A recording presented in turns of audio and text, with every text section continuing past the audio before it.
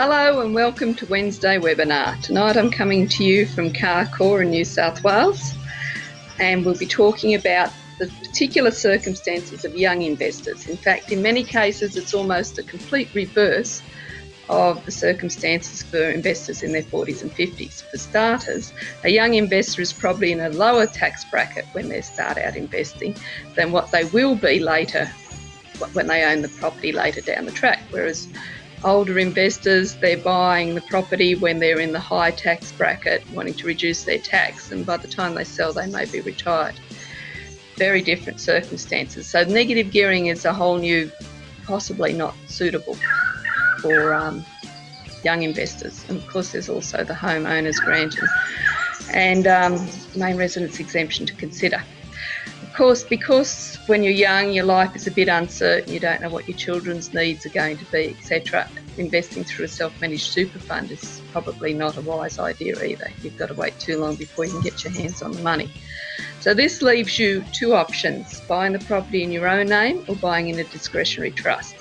Each has their own set of pros and cons, so we'll just go through them. If you buy the property in your own name, you would qualify for the first homeowners grant if you live in it for 6 months. There may also be some stamp duty concessions. Now, you need to go to the website for the state revenue in your particular state and check this out. The first homeowner grants are getting very limited, and there might be different rules for the stamp duty concessions for each state.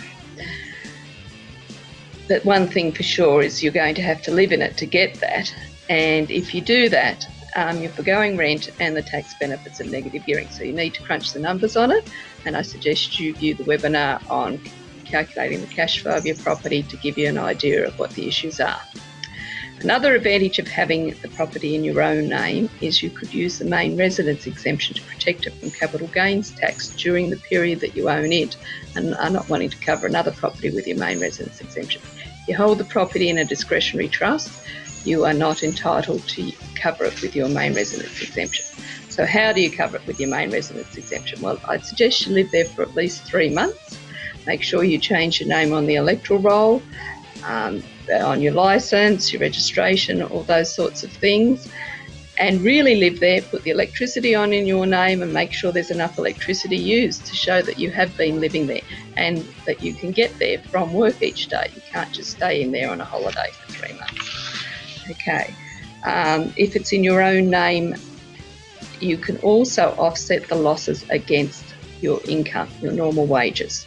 If you own the property in your own name, you can offset any losses made on it against your wages income. This may come in handy, but as mentioned before, when you are in a higher tax bracket, it may well be positively geared and you're actually paying extra tax at that higher rate. So you've lost on the roundabout.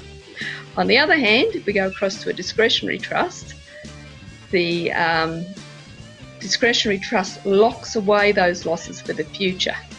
They don't get reduced by any exempt income you receive, such as children's benefits and all that sort of stuff. They don't get wasted while you travel overseas.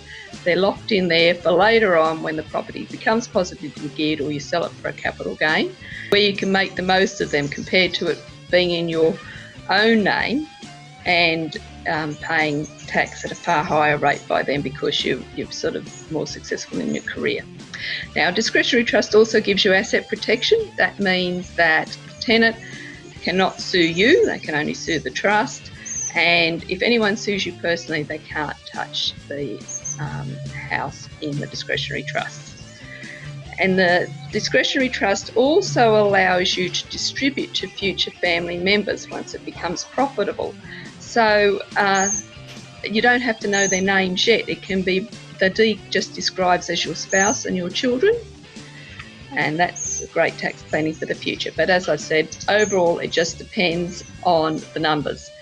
Also, with your main residence exemption, make sure you don't take in boarders while you're there trying to get that main residence exemption. If you have boarders in there and say they use half the house, then only half of your the house is covered by your main residence exemption. So no flatmates, or at least don't charge them rent if they do live there.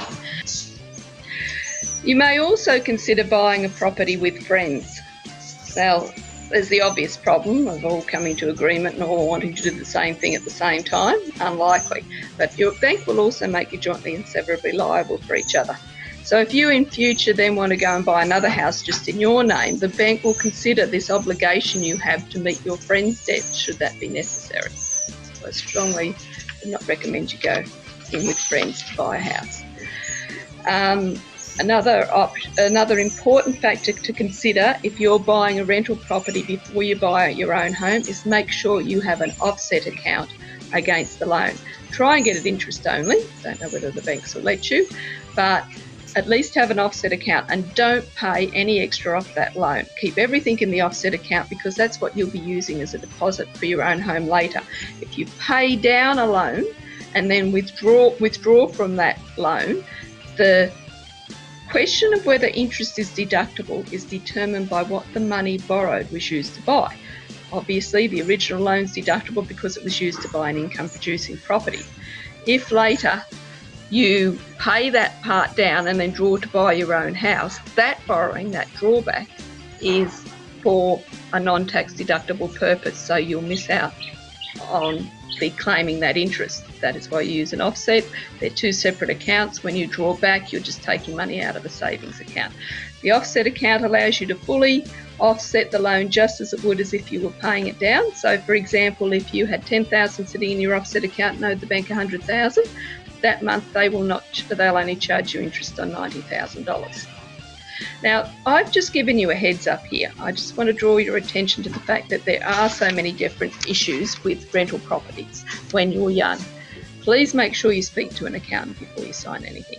Thank you for staying till the end. Hope to see you next Wednesday.